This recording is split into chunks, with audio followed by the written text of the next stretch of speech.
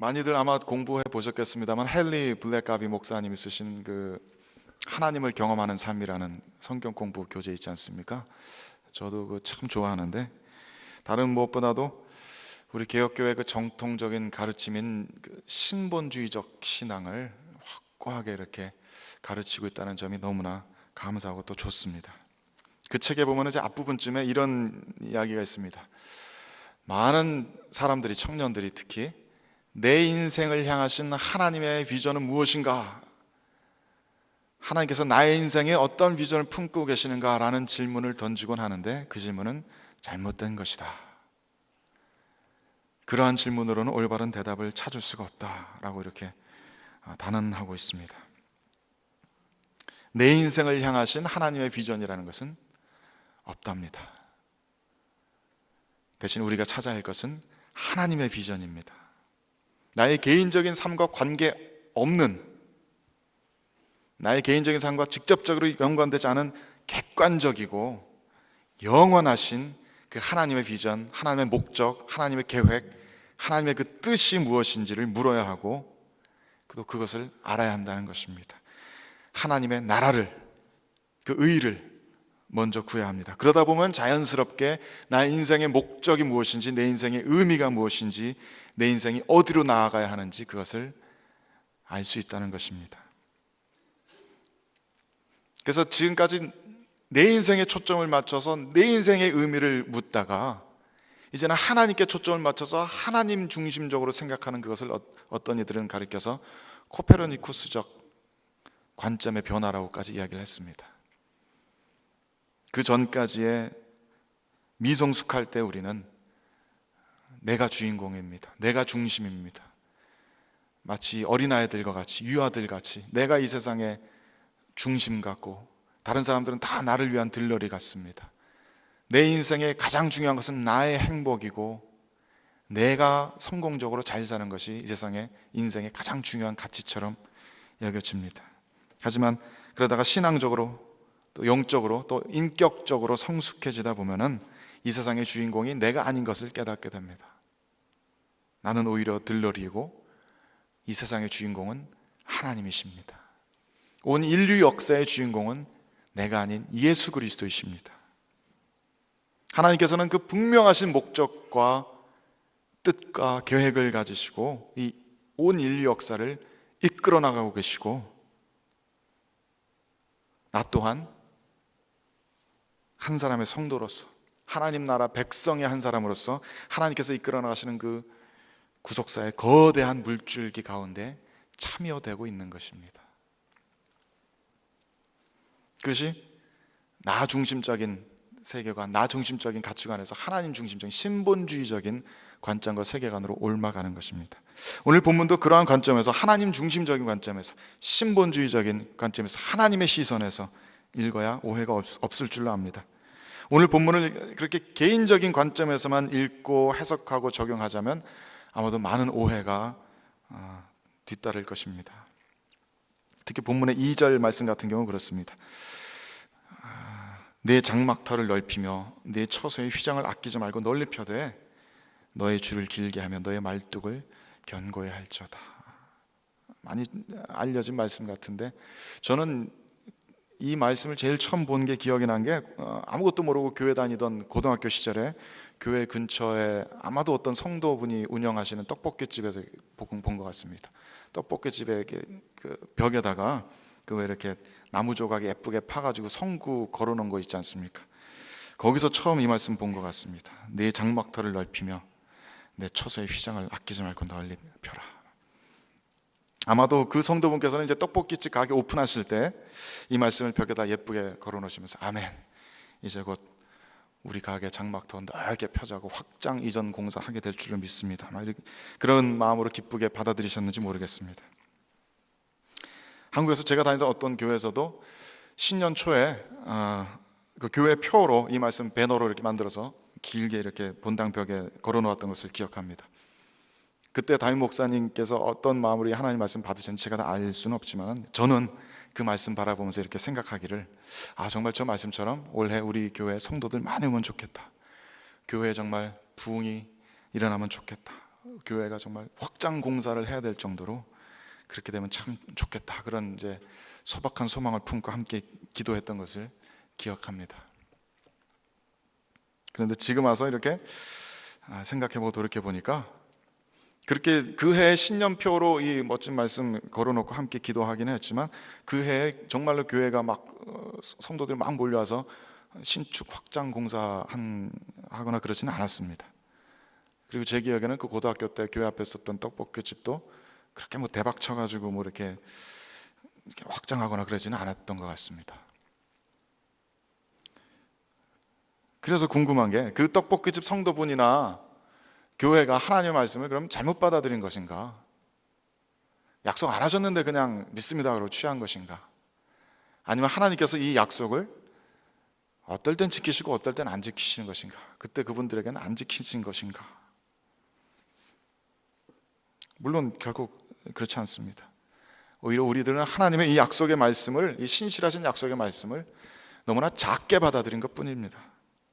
이 말씀은 결코 우리들의 비즈니스를 확장하라거나 그럴 마음의 준비를 하라는 그런 의미의 말씀이 아닙니다.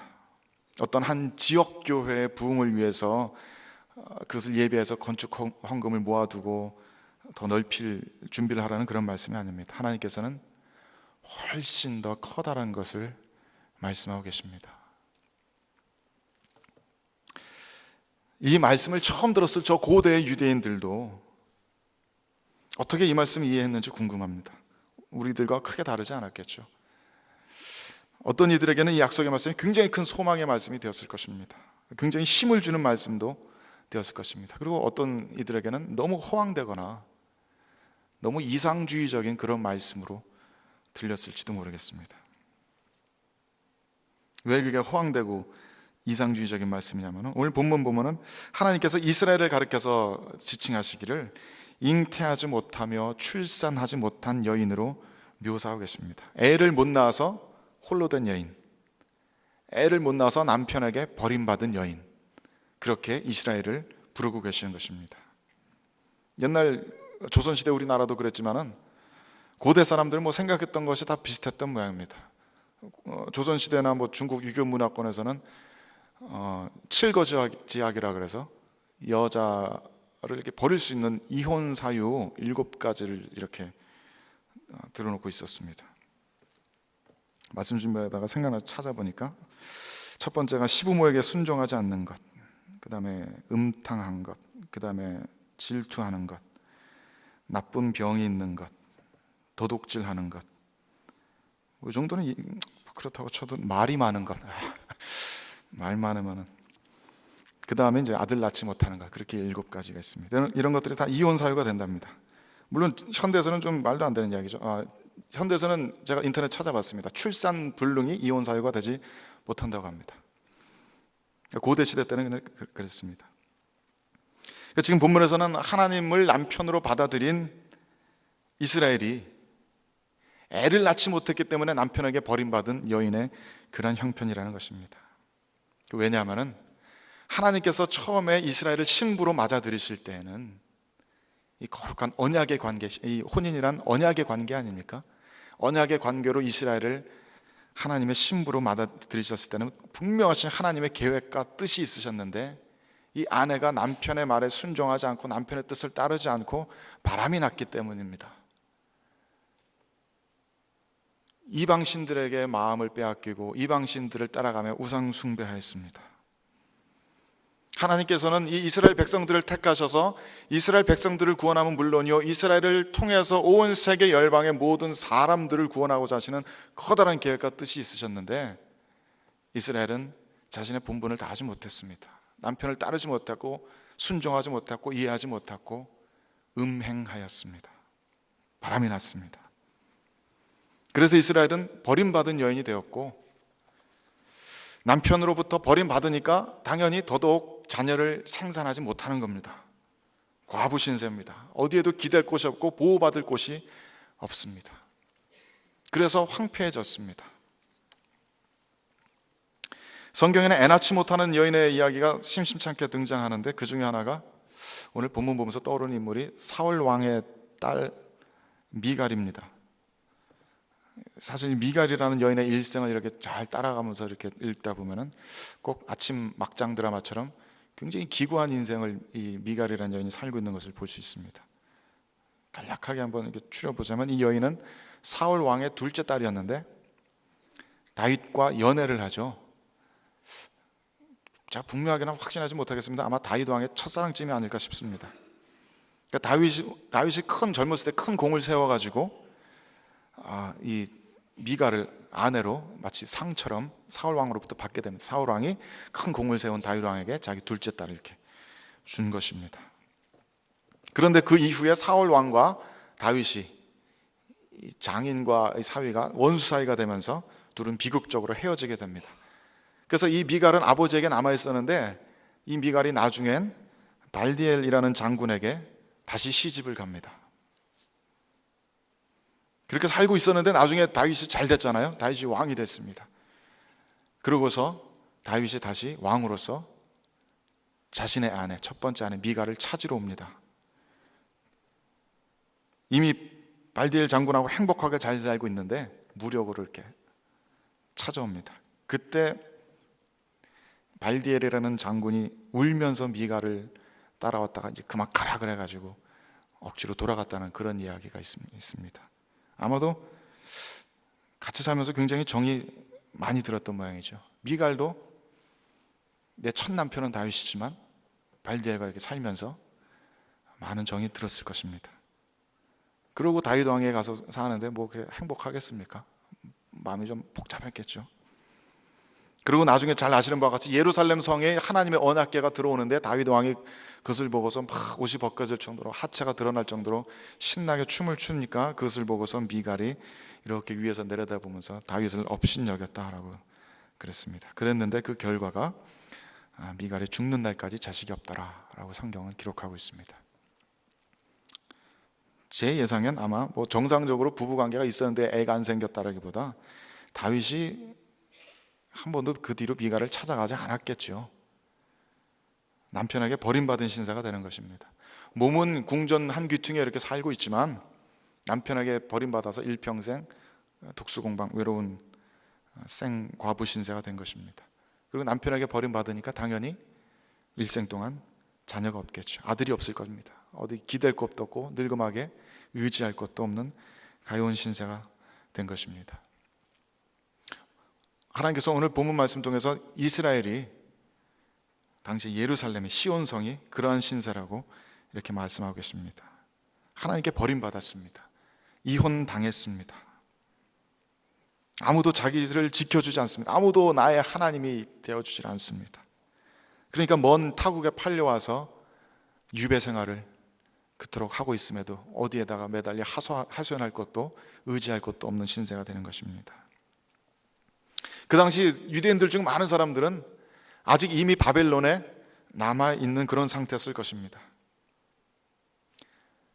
일부는 거기서 떠나서 고향 땅으로 돌아왔지만 많은 사람들은, 대부분의 사람들은 아직 바벨론에 남아있습니다. 예나 지금이나 자기가 이렇게 살고 있는 것을 떠나서 더군다나 생전 가보지도 못한 곳에 이렇게 이민을 떠난다는 것은 결코 쉬운 결정은 아닙니다. 지금처럼 뭐 비행기 한번 타고 사전 답사라도 갔다 올 수 있는 그런 상황도 아닙니다. 고향 땅으로 돌아가는 유대인들은 정말로 용감하고 충성된 그런 무리들인 것입니다. 그 일부의 무리들이 옛 예루살렘의 영광을 되찾으려고 고향 땅으로 돌아왔지만, 그래서 예루살렘 성을 다시 건축하려고 시작은 했지만 여러 가지 반대와 이런 것에 부딪혀서 중단되었고 좀 그런 상태인 것입니다. 예루살렘 성은 지금 70여 년 이상 동안이나 버려졌던 도시입니다. 사람이 거의 살지 않았었습니다. 황폐화되었습니다. 한 도시가 70년 동안이나 사람이 살지 않았습니다. 도시 곳곳이 폐허나 다름없었을 것입니다. 이제 좀 그 땅에 주민들이 모여들어 살고는 있다고는 하지만 그 예전에 다윗 왕의 솔로몬 왕 시절의 그런 영화에 비하면은 형편없는 그런 모양이었을 것입니다. 그런 형편의 시온성 예루살렘 성을 향해서 버림받은 여인, 잉태하지 못하고 출산하지 못하고 자녀가 없는 여인이라고 말씀하고 계시는 것입니다. 앞에 그 이사야 50장 1절 말씀 보면 하나님께서 이 시온성에, 예루살렘 성에 이혼 증서를 줘서 버렸다고, 내가 버렸다고 말씀하고 계십니다.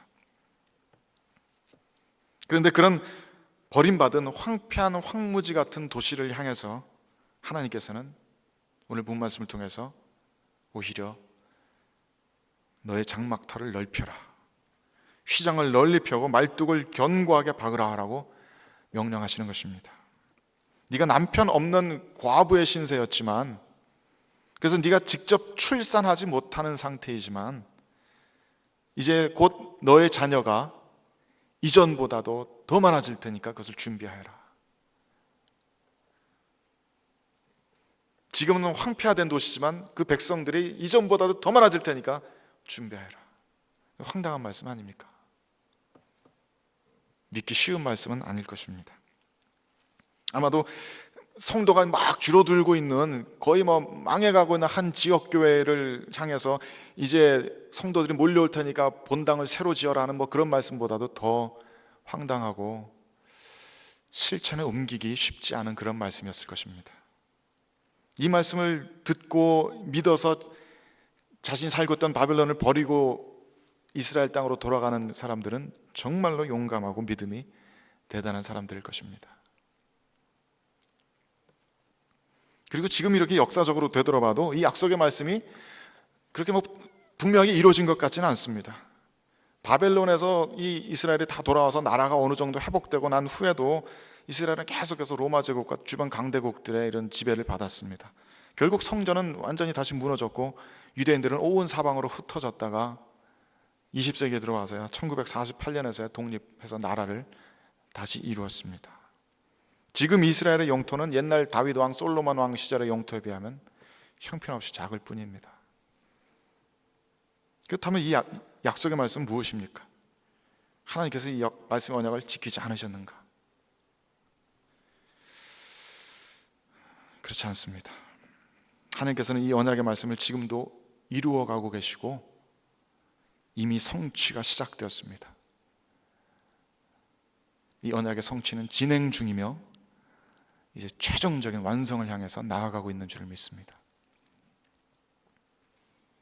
제가 최근에 읽은 책 중에 정말 감명 깊게 읽은 책 중에 하나가 탐 라이트라는 분의, N.T. 라이트라는 그 저명한 신약학자인데 한국말로 이제 제목이 번역된 것이 마침내 드러난 하나님 나라, 이런 제목으로 번역돼서 나왔습니다. 영어 원래의 제목은 Surprised by Hope 그랬습니다. 이 책에서 탐 라이트는 성도들의 최종적인 소망이 무엇인지를 너무나 확고하게 명확하게 보여줍니다. 이 책에서 주로 다루고 있는 주제는 성도의 죽음과 죽음 이후의 삶, 부활, 그런 내용들입니다. 이 책에서 탐 라이트는 말하기를 현대 우리 성도들은 죽음과 부활과 이런 것들에 대해서 너무나 오해하고 있다. 많은 찬송가 가사들이 그것에 대해서 잘못 노래하고 있고 잘못 이해하고 있고 성도들은 그것에 대해서 너무나 막연하게 잘못 알고 있다라는 것입니다. 성도는 그저 죽어서 영혼으로 주님 품에 안식을 취하고 그게 끝이 아니라는 것입니다. 죽음 이후의 삶, 우리들이 죽어서 영혼으로 주님 안에 안식을 취하는 그 죽음 이후의 삶, 이후의 삶이 더욱더 중요한 것이다. 죽음 이후의 삶, 이후의 삶이 더 중요한 것이다. 죽어서 영혼으로 주님 품에 안식을 누리고 있는 그 상태가 모르겠습니다. 그 의식이 깨어있는 상태인지 사도 바울의 표현처럼 잠을 자고 있는 상태인지 그건 알지 못하지만 그것보다도 그 이후에 부활이 중요하다. 우리는 부활합니다.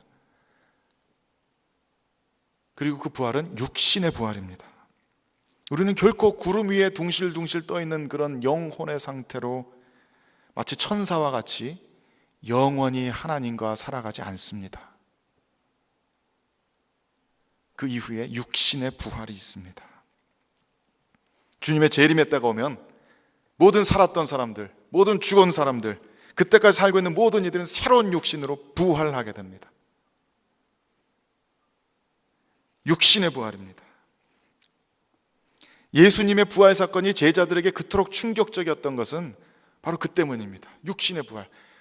바로 엊그제 장례를 지냈는데 장례 지낸 그분이 육신으로 살아오셨다는 것입니다. 그리고 식사를 하십니다. 음식물을 위장 속에 넣으십니다. 그리고 손과 옆구리에 상처를 보여주십니다. 그것은 헛개비가 아니었습니다. 어떤 영적인 사건이 아니었습니다. 사도 바울은 예수 그리스도의 부활이 모든 잠자는 자들의 첫 열매가 된 것이라고 가르칩니다. 모든 성도들이 그렇게 부활한다는 것입니다. 더 놀라운 것은 그 부활의 육신은 너무나 영광스럽고 신비롭다는 것입니다.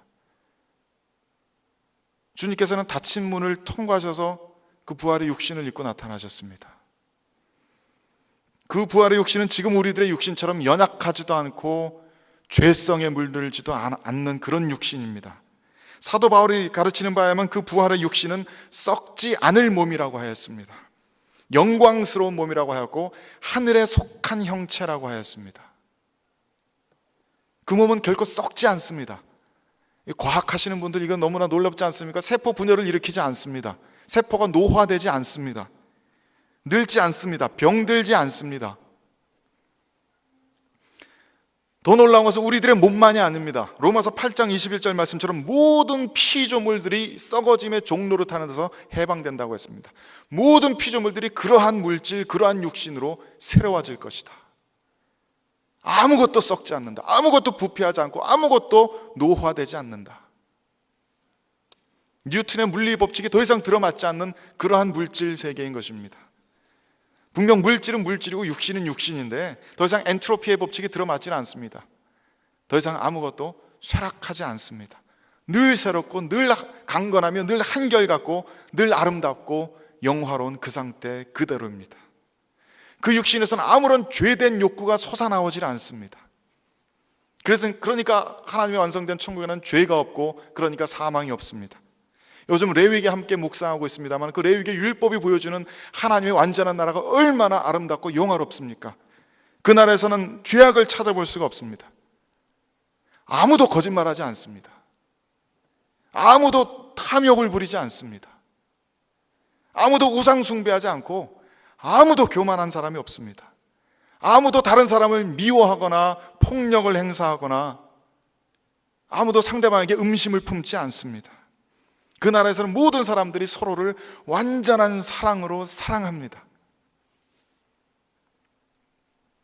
그 나라의 모든 백성들이 하나님을 너무나 사랑하고 서로를 너무나 사랑하는 것입니다. 생각해 보세요. 저는 그 생각할 때마다 가슴이 벅차오릅니다. 수많은 사람들이 다 나를 너무나도 사랑하는 겁니다. 세상에 수많은 사람들이 그 나라의 모든 백성들이 다 나를 사랑해요. 나에게 뭐 주려고 애를 쓰고 나에게 너무나 친절하고 나에게 늘 웃는 얼굴이고 더 기쁜 것은 내가 이 사람들을 다 너무나 사랑해요. 한 사람 한 사람 볼 때마다 내 가슴이 기쁨으로 충만해요. 내가 이 사람들에게 뭔가 해주고 싶어. 이 사람들의 기쁜 얼굴, 행복한 얼굴을 보면 내가 가슴이 막 뛸 정도로 기쁘고 좋아요. 온 세상 사람들이 나는 너무나 사랑스러워요. 그것이 하나님의 나라입니다. 부활의 몸을 입고 새로운 부활의 육신을 입고 살아갈, 영원히 살아갈 하나님의 완성된 나라, 바로 그런 나라입니다. 그런 천국의 소망을, 그런 부활의 소망을 가지고 살아가는 것은 우리들의 지금 여기의 삶에 있어서 굉장한 변화를 요구합니다. 달라질 수밖에 없습니다. 앤디 크라우치 같은 분들이 하면은 그 나라에서는, 그 완성된 나라에서는 다들 구름 위에서 둥실둥실 떠가지고 모두 다 빈둥빈둥 대면서 하나님만 바라보고 있는 그런 것이 아닙니다. 육신의 나라이지 않습니까? 모두 다 일합니다. 자기의 소명대로, 자기의 은사대로 일합니다. 근데 그 일하는 목적과 방법이 다릅니다. 아무도 돈 때문에 일하지 않습니다. 아무도 돈을 사랑하지 않거든요. 자신의 부르심대로, 자신의 소명대로, 자신의 은사대로 그 은사들을 기쁘게 사용해서 남들을, 사람들을 다, 세상 사람들을 섬기기 위해서 일합니다. 모든 예술가들이, 노래하는 사람들이 자기 자신의 몸값을 높이고 막 그것으로 자기 개인적인 치부를 하기 위해서 노래를 만들어 파는 것이 아니라, 모든 노래하는 사람들이 그저 창조주 하나님의 영광을 노래하고 그 창조주 하나님께서 지으신 이토록 아름다운 세상, 이 사람들의 아름다움을 노래합니다. 그것으로 사람들을 위로하고 그것으로 기쁘게 합니다. 오직 목적이 그것입니다. 모든 예술가들이 그렇게 예술하고, 모든 가르치는 사람들이, 모든 종교인들이, 종교인이 거기도 있을지 모르겠습니다만, 자신의 돈 때문에, 자신의 어떤 욕심 때문에 그런 일을 하는 것이 아니라 사람들을 가르치는 일이 즐거워서, 그것이 기뻐서, 나의 섬김 때문에 사람들이 성장되어가는 것이 기뻐서 가르치고 돕습니다. 거기 비즈니스의 은사 받으신 분들은, 그것이 기쁜 분들은 물품들을 열심히 유통하면서 그것으로 사람들을 섬깁니다. 그것을 바라보는 것이 너무나 기쁩니다. 천국에서 비즈니스를 또 어떻게 알겠어요? 지금 저로서는 뭐 상상도 하지 못하지만 각자의 은사대로, 각자의 기쁨 바대로, 각자가 가장 잘하고 가장 즐거워하는 그 일들을 부르심이 있기 때문에 그냥 오직 그 순수한 그 목적 가지고 일하는 것입니다.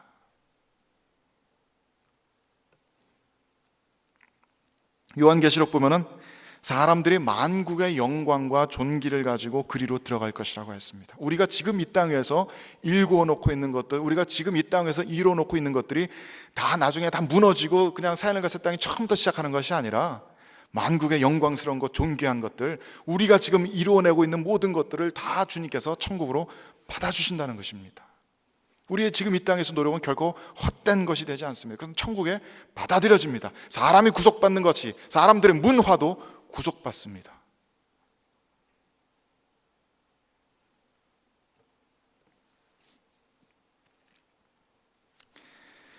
그러한 천국의 소망이 확고한 성도들은 삶의 방법이 달라집니다. 지금 이미 그 부활의 나라, 영원하신 하나님의 나라에서 살고 있는 것처럼 그렇게 살아갑니다. 하나님의 그 나라가 이미 이 땅 위에 임한 것처럼 스스로 하나님의 통치하신 가운데로 들어가서 그 하나님의 나라를 내 삶과 내 가정과 내 직장 가운데 실현시키면서 살아갑니다. 그 나라에서 그럴 것처럼 여기서도 돈을 위해서 일하지 않습니다. 자기의 소명을 따라 일합니다. 자기의 은사를 따라 일합니다. 위선과 다른 사람에게 잘 보이기 위한 치장 때문에 봉사하지 않습니다. 내 안에서 솟구쳐 나오는 기쁨 때문에 섬깁니다. 사랑하는 척하지 않습니다. 사랑합니다.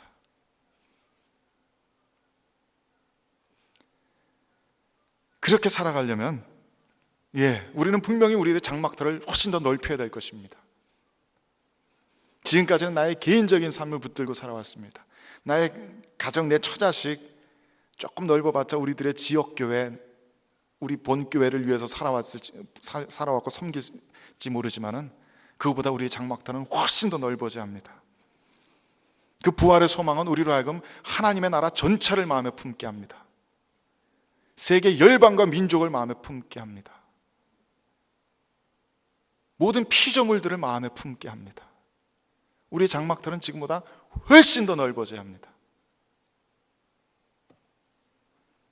세상 모든 사람들을 마음에 품고 그들을 섬기며 그들과 하나 되는 것을 위해서 살아가게 됩니다. 세계 열방 모든 민족을 품으려면 그 장막이 얼마나 넓어야 되겠습니까? 그 말뚝이 얼마나 견고해야 되겠습니까?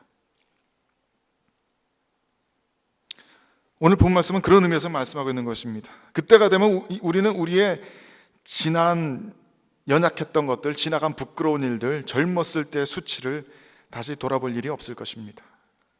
그럴 이유조차 없을 것입니다. 그때 우리들의 하나님, 우리들의 남편 대신, 우리들의 보호자 대신 우리들의 하나님은 한 민족, 유대인의 민족신이 아니라 어떤 한 특정 종교의 하나님이 아니라 온 땅의 하나님이라 일컬음을 받으실 것이라. 그 나라 모든 백성, 모든 민족, 모든 열방의 하나님, 모든 피조세계의 하나님이라 일컬음을 받으실 것입니다. 분명히 우리는 하나님의 그 놀라우신 뜻과 계획을 알지 못한 채 내 개인적인 삶의 비전만을 찾으면서 수없이 바람 피우고 음란한 짓을 하면서 남편에게 버림받고 또 그런 것처럼 많은 연단의 시간들을 가져왔지만 하나님께서는 그런 어리석고 음란한 우리들을 결단코 포기하지 않으시고 저 고대 유대인들로부터 우리들까지 다 한꺼번에 이끌고 가십니다. 우리들을 하나로 묶으셔서 기어코 하나님께서 계획하신, 태초로부터 계획하신 그 아름다운 나라를 우리들을 통해서 실현시키실 것입니다. 노아의 홍수의 언약이 영원한 것과 같이 하나님의 이러한 언약은 신실하셔서 산들이 떠나며 언덕들은 옮겨질지라도 이 하나님의 화평의 언약은 흔들리지 않을 것입니다. 기어코 원수되었던 우리들을 하나님과 화평하는 무리로 만드실 것입니다. 그것이 오늘 본문에서 말씀하시는 하나님의 언약의 말씀입니다. 근데 장막터를 넓히라 하는 이 말씀은 떡볶이집 한 달 매출을 5,000불에서 10,000불로 뛰는 그런 것을 얘기하는 것이 아닙니다. 교회 출석 성도 1,000명에서 2,000명으로 불리는 혹은 10,000명으로 불리는 그런 것을 의미하는 것이 아닙니다. 그보다 훨씬 큰 것에 대한 이야기입니다. 많은 사람들이 생각하기에 너무나 황당하고 너무나 이상주의적인 그런 일들에 대한 이야기입니다. 하나님의 나라에 대한 이야기고 하나님의 영원하신 의, 하나님의 뜻에 대한 이야기입니다. 그 나라를 준비하면서 그 나라를 지금 너희들의 삶 가운데 실현시키며 살아가라는 그러한 말씀입니다. 이 말씀의 의미들이 우리들의 심령 안에 더욱더 깊이 깨달아질 수 있게 되길 바랍니다. 그래서 하나님의 이 살아있는 메시지가 우리들의 삶 가운데 드러나서 우리들 모두가 하나님의 영원하신 나라를 천국의 기쁨을 우리들의 삶과 가정과 공동체 속에서 실현시키면서 살아가는 저와 여러분 다 되시기를 우리 주님의 이름으로 간절히 축원드립니다. 잠깐 기도하겠습니다.